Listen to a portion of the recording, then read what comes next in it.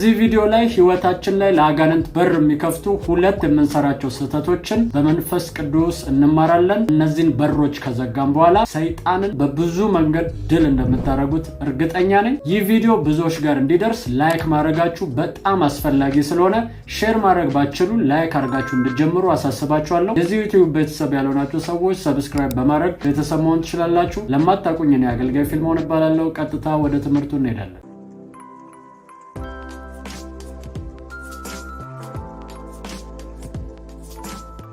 ሰላም ቅዱሳን እንዴት ናችሁ? ሁሉ መልካም? ጌታ ኢየሱስ የተባረከ ይሁን። እኔም ቤተሰቤ ባለቤቴም በጣም ሰላም ነን። እናንተም ደግሞ ባላችሁበት ሰላም እንደሆናችሁ ህይወታችሁ መልካም እየሆነ እንደሆነ አምናለሁ። ይህ ዓመት የበረከት ዓመታችሁ ነው። በብዙ አቅጣጫ ምንጮች የሚፈልቁበት ዓመታችሁ ነው። እሺ፣ አብዛኛው ሰው በህይወቱ ላይ ባለማወቅ ለአጋንንት ትልልቅ በሮችን ይከፍትለታል። ከዛ በኋላ ያ ክፉ መንፈስ በዛ ሰው ህይወት ላይ ብዙ ነገሮችን ለማበላሸት መንቀሳቀሻ በርና መቆሚያ መሬት ያገኛል ማለት ነው። ሰይጣን ክርስቲያኖችን ዕለት ዕለት ለማጥቃትና ለማጥፋት ይንቀሳቀሳል። ማግኘት የሚችለውን በር ሁሉ ለማግኘት ሁል ጊዜ ይዞረናል። መጽሐፍ ቅዱስ ሲናገር እንደዚህ ይላል፣ የሚወጣውን ፈልጎ እንደሚያገሳ አንበሳ በዙሪያችሁ ይዞራል ይላል። ሌላ ፓርት ላይ ደግሞ ስታነቡ ለዲያብሎስም እድል ፈንታ አትስጡት ይላል። ስለዚህ በህይወታችሁ ላይ መቆሚያ ስፍራ እየዞረ የሚገባበትን በር ይፈልጋል ማለት ነው። ስለዚህ ዛሬ የምናየው አጋንንት እንዴት ነው በህይወታችን ላይ በር የሚከፈትለት የሚለውን ነገር እናያለን ማለት ነው። ስለዚህ ለማብራራት እንዲመቸኝ በሁለት ነጥብ ከፍዬ አስተምራችኋለሁ በእግዚአብሔር መንፈስ። እሺ፣ ከዚህ በፊት ጥያቄ ይዤላችሁ መጥቼ የጥያቄውን መልስ ከስር ታስቀምጡልኝ ነበር ኮሜንት ላይ። ዛሬ ደግሞ ሌላ ነገር ይዤላችሁ መጥቻለሁ። ያ ምንድነው?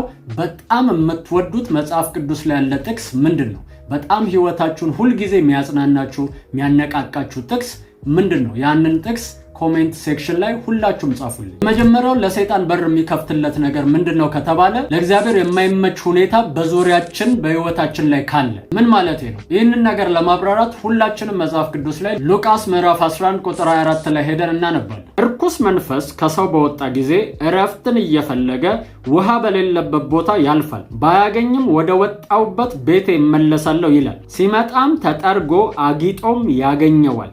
ከዚያም ወዲያ ይሄድና ከእርሱ የከፉትን ሌሎችን 7 አጋንንት ከእርሱ ጋር ይይዛል። ገብተውም በዚያ ይኖራሉ። ለዚያም ሰው ከፊተኛው ይልቅ የኋለኛው ይብስበታል ይላል። አሁን እዚህ ጋር አጋንንት ይገባባቸዋል የሚል ሐሳብ አይደለም እያነሳው ያለሁት። እዚህ ጋር እንዴት አጋንንት ህይወታችሁን ሊያጠቃ ይችላል የሚለውን ነገር ፎከስ አድርጌ ነው ማወር። ስለዚህ ይህንን ነገር የምጠቀመው እንዴት በህይወታችሁ ላይ በር ሊከፈት ይችላል የሚለውን ነገር በደንብ ግልጽ በሆነ መንገድ ስለሚያስረዳ ነው። እዚህ ጋር ሁለት ፖይንቶችን ላንሳላችሁ። የመጀመሪያው ነገር ምንድነው? ሲመለስ ተጠርጎ አጊጦ ቤቱን ያገኘዋል።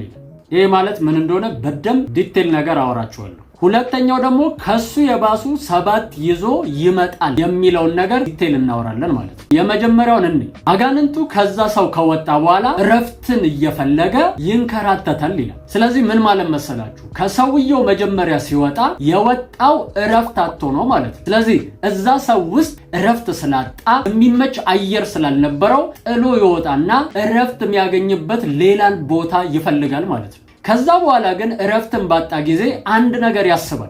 ምን ይላል? ቀድሞ ወደ ወጣውበት ሰውዬ አይልም፣ ቤቴ ነው የሚለው። ምን ማለት መሰላችሁ? አጋንንት ሰዎችን ሲያይ ቤት ነው የሚታየው ማለት ነው። የሆነ ፐርሰናል መኖሪያ ማደሪያ ነው የሚታየው። ፎከስ የሚያደርገው አንዱ ምንድነው ሲባል እዚህ ዓለም ላይ ብዙ ነገሮችን ለማበላሸት ገብቶ እዚህ ዓለም ላይ የሚገለጥበትን መንገድና ቤት ነው የሚፈልገው። ከዛ ሲመለስ ይላል ቤቱ አጊጦ ተጠርጎ አምሮ ያገኘዋል ይላል። እዚህ ጋር አንድ ነገር አስተውሉ። ቤቱን እያየው ያለው እግዚአብሔር ሳይሆን ያህ ሰይጣኑ ነው። ስለዚህ አምሮ አጊጦ ተውቦ ቤቱን ያገኘዋል ሲላችሁ እያያለው አጋንንቱ ነው። ስለዚህ ያህ ፐርሰን ያማረው ለእግዚአብሔር ሳይሆን ለአጋንንቱ ነው። ያህ ሰው የተጠረገው ለእግዚአብሔር ሳይሆን ለአጋንንቱ ነው። በተቃራኒው እግዚአብሔር ግን ይህንን ሰው ሲያየው በኃጢአት ተጨማልቋል፣ በርኩሰት ህይወት ውስጥ ነው። ቀድሞ ከነበረው ህይወት ወደ ባሰ ህይወት ውስጥ ገብቷል ማለት ነው። ለምን ካላችሁኝ ይሄ የሚያወራው በሰይጣኑ እይታ ነው። በእግዚአብሔር እይታ ግን ተቃራኒ ነው ማለት ነው። ልክ ይሄንን ሲያይ አጋንንት ምን ያደርጋል ካላችሁኝ ከሱ የሚብሱ 7 የከፉትን ይዞ ይመጣል።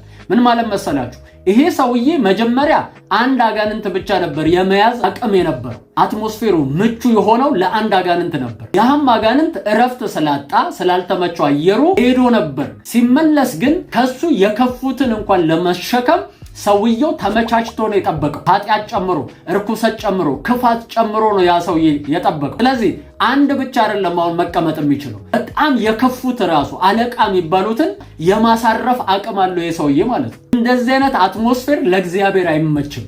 ስለዚህ በህይወታችሁ ላይ ትኩረት ማድረግ ያለባችሁ ሲሪየስ ነገር ምንድነው ከተባለ ሰይጣንን እረፍት የሚነሳው ህይወት ያስፈልጋችኋል።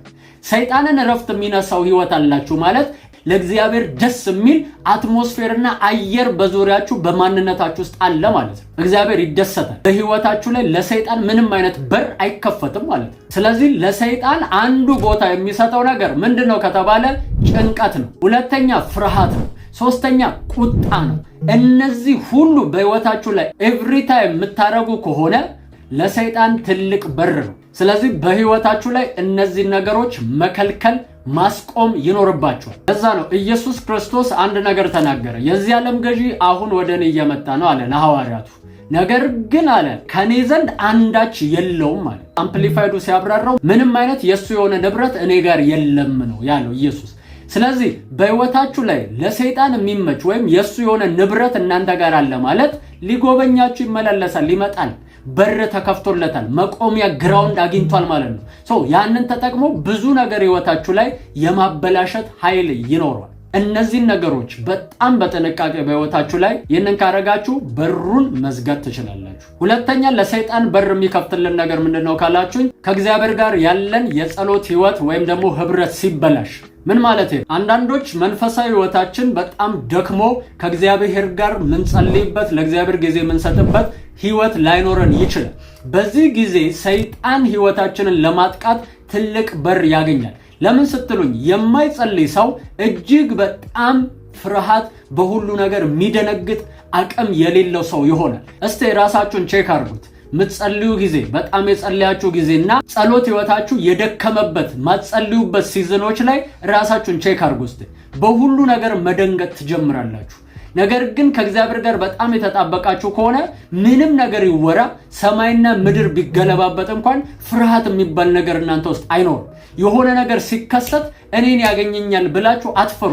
ግን ማትጸልዩ ከሆነ ከእግዚአብሔር ጋር ህብረት ከሌላችሁ ግን የሆነ ነገር ተነሳ ከተባለ መፍራት፣ መንቀጥቀጥ፣ ዓለም ላይ ሰው ሁሉ በሞላበት እኔን ነው ይሄ ነገር የሚፈልገው ብላችሁ ሁሉን ነገር ከራሳችሁ ህይወት ጋር ማገናኘት ትጀምራላችሁ ማለት ነው። በዚህ ሰዓት ለሰይጣን ምቹ የሆነ ነገር ይፈጠርለታል። ወደ ህይወታችን ብዙ ነገሮችን እንዲያመጣ ትልልቅ ደጆችን እንከፍታለን። ያን ጊዜ የኛን ህይወት ለማጥቃትና ብዙ ነገሮቻችንን ለማበላሸት እድል ያገኛል። ስለዚህ ምን ማድረግ አለብን ከተባለ ምንም ብትደክሙ እንኳን መጽሐፍ ቅዱስን ዝም ብላችሁ ገልጣችሁ ማየት ጀምሩ።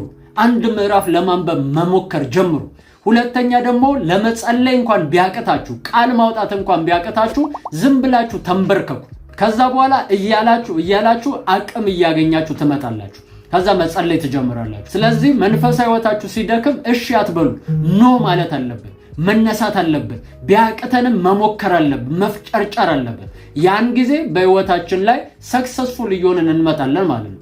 የሚገርማችሁ ነገር አንድ ፐርሰን ምግብ ግዴታ ስለሆነበት ይበላል።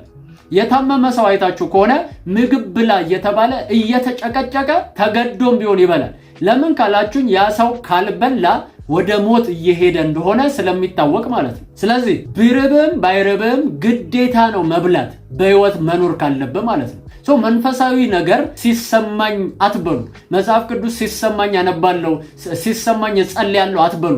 ኖ ብላችሁ ሲሪየስ ሆናችሁ ቆርጣችሁና ጨቀናችሁ መንፈሳዊ ህይወቴ ላይ ህያው እንደሆን ግዴታ መጸለይ አለብኝ፣ ቃሉን መብላት አለብኝ ብላችሁ ራሳችሁን እያስገደዳችሁ መጸለይ፣ ቃሉን ማንበብ ይኖርባችኋል ማለት ነው። እና ሰይጣንን የሚጎትተው የኃጢአት ልምምድ፣ የኃጢአት ህይወታችን ላይ እጅግ ብዙ ከሆነ ጠላት በቀላሉ ህይወታችንን ሊያገኘን ይችላል። ስለዚህ ኃጢአት ልምምዶቻችንን ከህይወታችን ላይ እየተቃወምን ከዛ ነገር ለማውጣት እግዚአብሔርን እየለመንን መሄድና በሮችን ሁሉ ለመዝጋት መሞከር አለብን ማለት ነው። እንደዚህ የምታደርጉ ከሆነ ሰይጣን በህይወታችሁ ላይ በርን ማግኘት አይችልም። ስለዚህ ህይወታችሁ ፓወርፉል የሆነ የእግዚአብሔርን ፕሮግራም እየኖራችሁ በህይወታችሁ ላይ ሰክሰስፉል ትሆናላችሁ ማለት ነው። ጌታን መቀበል የምትፈልጉ ሰዎች ይህንን ጸሎት አብራችሁን ትጸልዩና መጨረሻ ላይ በሚቀመጠው ስልክ ቁጥር ጌታን ተቀብያለሁ መማር ፈልጋለሁ እያላችሁ ሜሴጅ ትልኩልኛላችሁ። እኔ የምለውን በማለት ኢየሱስን ወደ ህይወታችሁ ጋብዙት። እግዚአብሔር አምላክ ሆይ ዛሬ ወደ አንተ ስለጠራኝ አመሰግናለሁ። እግዚአብሔር ሆይ እኔ ኃጢአተኛ ነኝ። ኃጢአቴን ይቅር በለኝ፣ መተላለፌን ደምስስልኝ። ክቡር በሆነው በልጅ በኢየሱስ ክርስቶስ ደም ከኃጢአቴ ሁሉ አንጻኝ። እግዚአብሔር ሆይ ዓለምን፣ ሰይጣንን፣ ሥራውን ክጄአለሁ። ጌታ ኢየሱስ ክርስቶስን የሕይወቴ አዳኝና ጌታ አድርጌ ተቀብያለሁ። ኢየሱስ ክርስቶስ ከሙታን እንደተነሳ በልቤ አምናለሁ። ጌታም እንደሆነ በአፌ መሰክራለሁ። እግዚአብሔር ሆይ ስለተቀበልከኝ አመሰግናለሁ። አሁን ልጅ ነኝ። ይህን እድል ስለሰጠኝ አመሰግናለሁ። አሜን፣ አሜን፣ አሜን። አሁን ጌታን እንደ ግል አዳኛችሁ አርጋችሁ የተቀበላችሁ ሰዎች ትምህርት ለመማር በዚህ ስልክ ቁጥር ደውሉልኝ 0920 9996 42። ተባረኩ። ተባርካችኋል ቅዱሳን። ይህንን ቪዲዮ ለብዙዎች ይደርስ ዘንድ ሼር እያደረጋችሁ አብራችሁኝ እንድታገለግሉ አሳስባችኋለሁ። ወዳችኋለሁ፣ አከብራችኋለሁ። እዚህ ጋር የተቀመጠውን ቪዲዮ እየነካችሁ ማየት ትችላላችሁ። ሻሎም